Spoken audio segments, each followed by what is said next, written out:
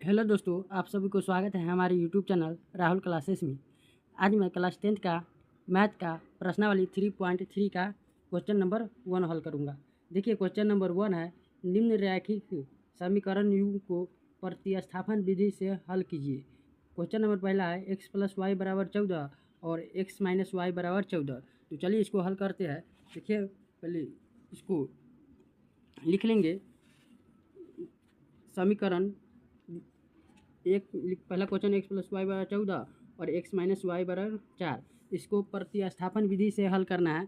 तो पहले इसको मान लेंगे समीकरण 1, इसको मान लेंगे और समीकरण 2 इसको मान लेंगे 2। अब लिखेंगे समीकरण, आपको समीकरण 1 में मान रखे या समीकरण 1 में 2 में। तो हम समीकरण 1 से करते हैं, ठीक है। समीकरण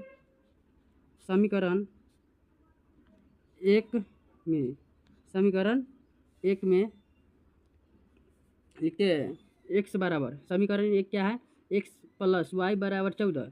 तो लिखेंगे x बराबर y के बराबर के ऐसा आने देंगे। तो x बराबर 14 और ये प्लस में y है तो ऐसे बराबर के ऐसा आएगा, तो माइनस में y। इसको समीकरण 3 मान लेंगे। अब लिखेंगे समीकरण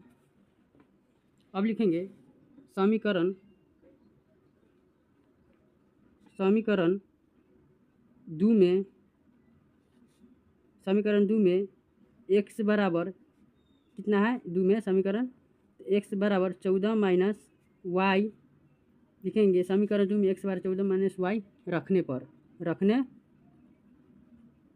पर लिखेंगे समीकरण 2 कितना है, समीकरण 2 में लिखेंगे 14 - y इंटू -y बराबर 4। समीकरण 2 लिख दिया है। 14 - y माइनस y है तो -y बराबर 4 है, तो 4। अब लिखेंगे समीकरण बनाएंगे इसको कि 14 - y क्वेश्चन में से हट जाएगा, तो -y बराबर 4। अब लिखेंगे 14 और ये बराबर के आई साइड 4 है, तो आई साइड आने देंगे बराबर के आई साइड, तो -4 हो जाएगा बराबर ये y आई साइड चल जाएगा, दोनों y इस साइड आ जाएगा, तो y + y हो गया। अब लिखेंगे, घटा देंगे, 14 में से 4 गया कितना होगा, तो 10 बराबर y जोड़ y कितना हुआ, तो 2y हुआ, y जोड़ y 2y। और अब है लिखेंगे ये 10 है तो 10, ये 2y है तो 2 बराबर बट्टे में आने देंगे, 10/2 बराबर y। इसको काट देंगे, 2 × 5 = 10, तो ये हो गया 5 बराबर y, 5 बराबर y लिखेंगे। अब लिखेंगे समीकरण 3 में y बराबर कितना है, y बराबर 5 रखने पर, समीकरण 3 में y बराबर 5 रखने पर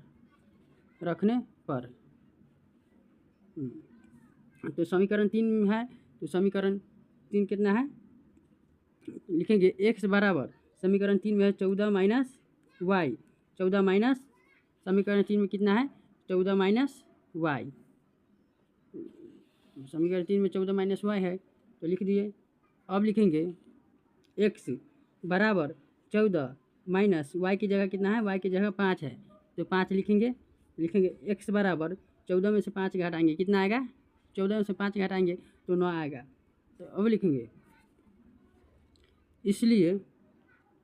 इसलिए x बराबर 9 आया, x बराबर 9, y बराबर कितना आया, इसलिए y बराबर कितना है, y बराबर 5। तो लिख देंगे y बराबर 5।